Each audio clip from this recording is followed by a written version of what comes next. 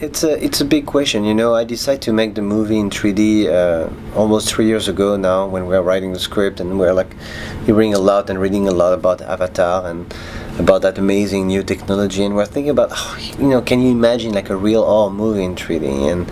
And it's true that when it comes to talk about scare, fear, suspense, and any way to bring like a better immersion for the audience inside the story, 3D makes a lot of sense.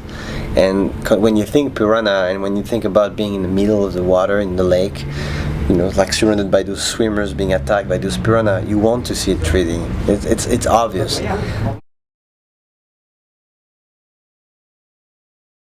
I think cinema is not the key for that answer. I think it's really about TV and like home entertainment. Like if people get 3D TV, and if like sport becomes like start to be broadcast in 3D, and video games and everything becomes 3D, then yes, like movie will only be 3D, and that will be a real revolution in the way like from color to black and white, or from like speaking to silent. I understand there is a lot of frustration in the recent experience of 3D, like without like, but there are a lot of discussion about Clash of the Titan and The Last Airbender, but in fact, when you do a 3D movie, you cannot do it in 1 month, you cannot do it in 2 months. It took me almost 9 months of work, all week, all night almost, no weekends, to convert Piranha in 3D. And you have to be careful, and you have to, like get the information about if the movie was supposed to be in 3D from beginning or from start, because that makes the whole difference. A movie in 3D needs to be think in 3D, and that's the way we wrote the script, that's the way we shot the movie. We thought about the 3D from the beginning. There is a different estimation. Usually people say it's between 20 and 40% difference if you shoot 3D or if you do the movie 3D.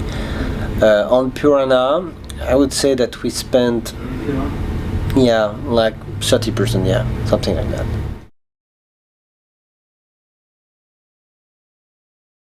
I really like, I thought about that for the premiere of the movie. I wanted to do a project, like a screening of the movie on the water, and I wanted to have like stunt people, diver underneath, like biting people as they were like floating on floating device watching the movie in 3D, and have some splashing of water. I think it's a very interesting.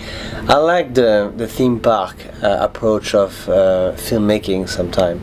It's not for all movie, of course. There is stories that needs to be, experienced as something that you really live and not enjoy, but some movies are really ride. Piranha is a ride, and the more interaction you can have, the more splash of water, the more like interaction with the screen, the more fun you can get, the more happy we will all be, because we are here to have a fun time.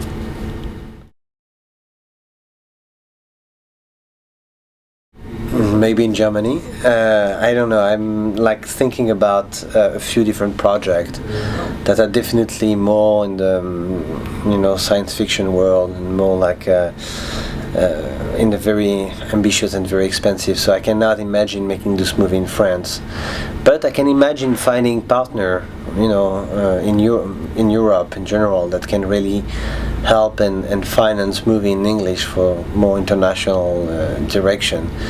I think we are in a very interesting time where it's not only about the American studio making big blockbuster. I think we're also able now with Europe to make our own big blockbuster in English and be as strong as the American.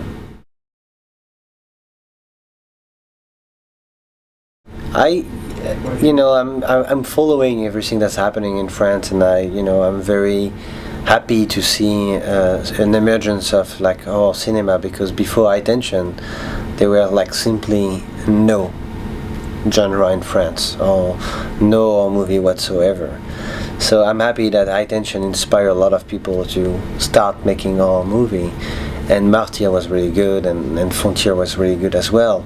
The problem of France is it's the economical model, where to make a genre picture, you have to do something that's very, very small budget, like under 2 or 3 million euro, and that limited the filmmaker in a very specific style of our movie, very like slasher, very, you know, like a violent graphic movie, and they cannot do supernatural, they cannot do sci-fi, they cannot do all that kind of film that should be done as well in France. And if you look at the Spanish model, where they managed to have a real genre community making big movie, where they can do rec, that's like amazing and costs nothing, and where they can do the orphanage, with, you know, which is amazing and costs a lot.